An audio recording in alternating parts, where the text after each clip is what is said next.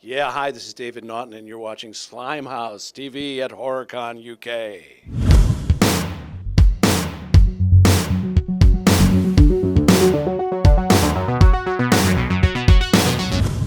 Not too close though, David. Yeah, we can't get too weird. Can't get too weird at Yeah, you.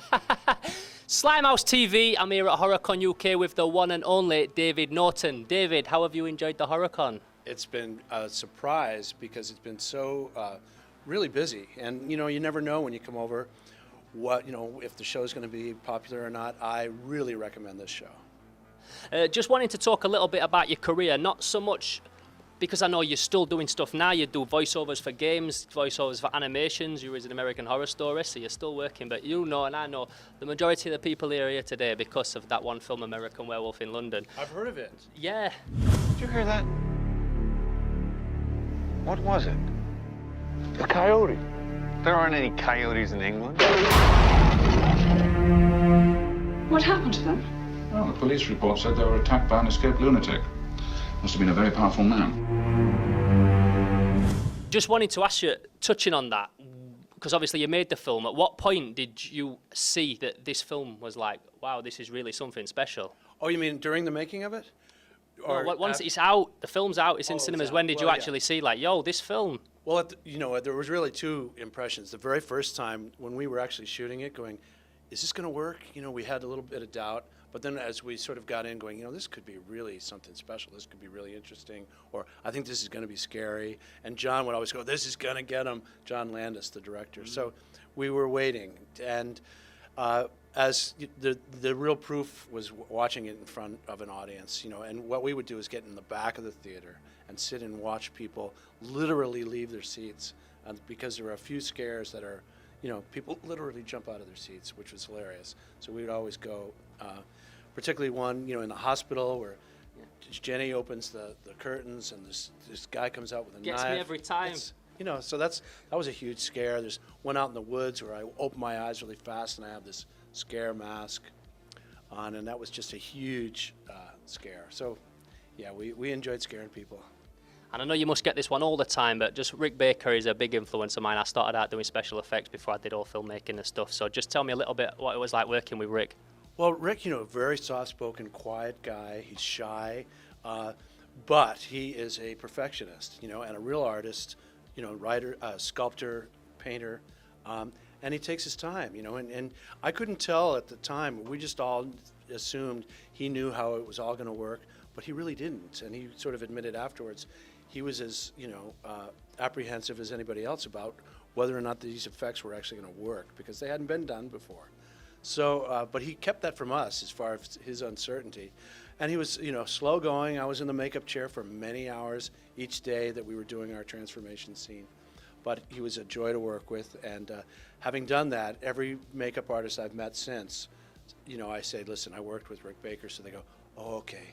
So whatever we do, it's going to be okay because you've worked with the best. Yeah. And I said, yeah, I think I have. Run!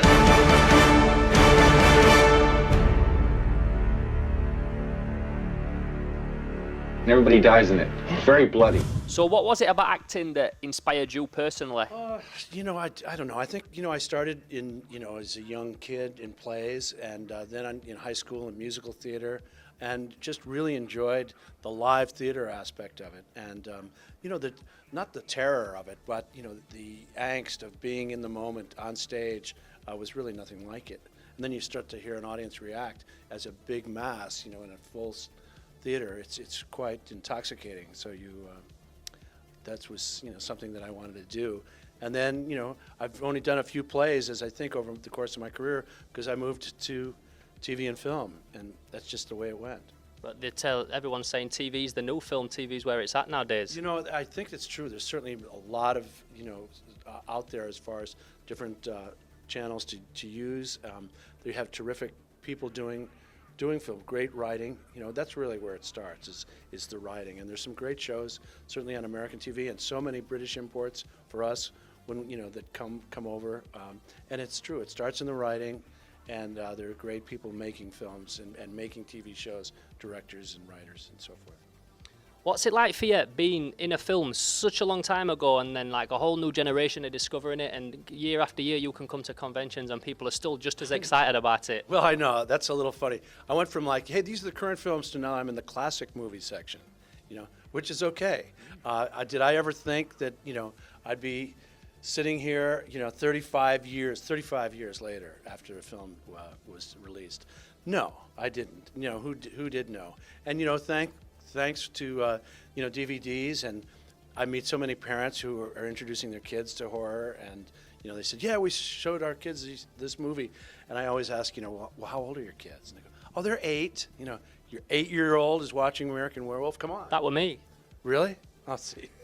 I mean, I don't get that, because it was kind of scary making the film. I can imagine what happens for kids, you know, first time watching a horror film. But yeah, it's fun. Just being an actor, what would your advice be to someone that wants to get into movies now, whether the actress, actor, just a bit of David Naughton advice for them, and when they do get them knockbacks, how do you feel is the best way to deal with them? Well, you know, that's the thing is holding on to your dream, you know, and doing what it is that you want to do, as long as you're passionate about it, you know. Don't take no for an answer. There is a lot of rejection, certainly. And, you know, for those people that are, you know, it really starts in the writing. You know, if you can write, you can open so many doors open for you if you're a good writer. So, you know, that's a way that I always encourage people to, you know, take these screenwriting classes and, you know, stay in school and once you can start writing, as I say, the world is open to you as far as, and then you can go into directing. You can actually perform your own shows. I mean, it's amazing what you can do once you have the script. Awesome. Well, that's wicked to know, mate. Thank you for doing the interview. Yes. I'm a big fan. We're all very big fans, and we hope to see you at HorrorCon again. You think you'll come in the future back to the UK? I would love that. That would be great. Thanks so much. No problem. Slimehouse TV with David Naughton.